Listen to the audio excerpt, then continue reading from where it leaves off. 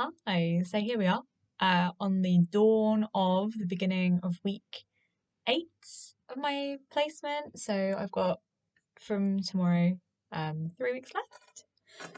So the last reflection I spoke about endings and kind of thinking about the terrain of being a degree apprentice student and kind of what that entails. So lots of beginning jobs and having them for a few months and then ending and then going off to do something new, which is great. But also like scheduling wise, it's a lot. Beginnings, processing, and endings. And so, as I'm saying this, I'm like I'm such a psychotherapist. We love talking, we love chatting about endings and processing and all that jazz. So it's always with me. The psychotherapy always like a part of my soul. Psychotherapy. Where am I at? So I have done some work on I have to do a presentation for university, which I'm going to be focusing on the condition of ADHD and occupational therapy. And because I'm doing a comparative case study, I'm going to be looking at it's women with ADHD. And I started reading a lot about how most adult women can go undiagnosed because people have a perception of ADHD as it's just hyperactive boys in school being disruptive in classrooms, basically. And the more I started reading about adult women with ADHD and that adult women usually have the more inattentive type, I started recognizing a lot of the ADHD symptoms in myself. And I was like, oh, do I was like, this is really interesting and intriguing, but this is a lot. So I remember like closing my laptop a couple of days ago, being like, I'm just gonna leave that over there for a minute. And I know that there's a phenomena in like med school or people who do or like study kind of like medical things. I know that it can be quite usual for people to come across a condition and then convince themselves that they have it. So I'm like, I don't know if it's that or if I might actually have it, and I'm not sure where I am with that. It's quite interesting. I think it would explain a lot of things, but also I don't completely fit like all of the criteria. It's just I would is it a majority of the criteria, but not to like a really disrupting my everyday life kind of thing. So I don't know. I'm just sat with that. Um, yeah, we'll see. We'll see what I do with it if I want to go and explore a little bit further in terms of myself. Um, but in terms of it as a condition and occupational therapy being useful, this was prompted actually from a chat that I had with a friend of mine, Toby. I think I've mentioned him in this vlog before. Hey, Toby, I'm getting some airtime in my placement.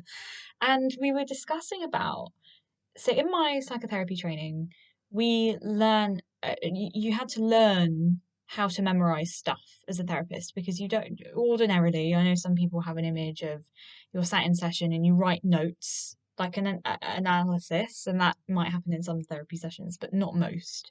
So you're retaining a lot of information in an hour. You might go and write some process notes afterwards, but depending on the therapist, depends how long they'll be. But you're not taking notes in the session. So you've got to have a good recall for what the person's saying. And throughout the therapeutic process as well. So not just remembering that session, but remembering all the sessions and how they tie in and relate to each other. I remember starting the counselling course and I was like, oh, my memory's not great. I don't think. I remember our tutor being like, you're going to learn. You're going to learn how to memorize stuff. And it's true. She was right. There is a learning.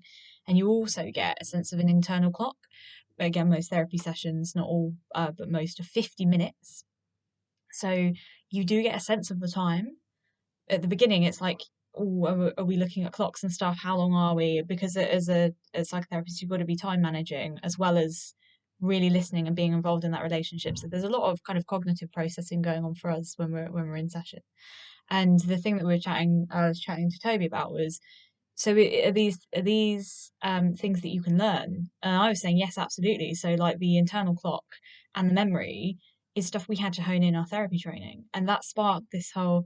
So for ADHD, what people sometimes can experience is time blindness or the memory issues or the executive functioning. And it's thinking about, okay, can we teach people how to do these things, and then how do we go about that? Because it's very much a part of our psychotherapy training. So I don't have the answers to that other than, yes, I think we can.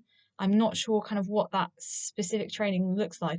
My primary training in psychotherapy was, oh my gosh, 2016 to 2017, like the diploma one. I did lots of pre-training and stuff. So I'm thinking, what was it specifically about that, and how can we use that maybe in occupational therapy for ADHD, if that's something that people want to work with, if that's like a problem for some people that it seems to be. So really interesting ponderings going on personally and professionally there for me. So looking forward to the next week.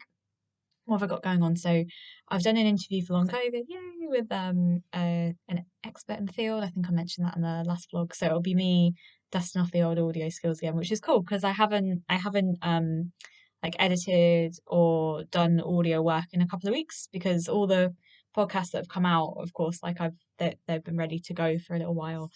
Yeah, so it's just how I again like make the most of my last couple of weeks with Joe, my last couple of weeks in this placement, and yeah, just at the moment thinking about the conditional clinical reasoning, I suppose, added in with some narrative clinical reasoning in terms of ADHD. So looking at it as a condition, but also then having that therapeutic relationship to understand how um, it affects each person differently, really, much like everything.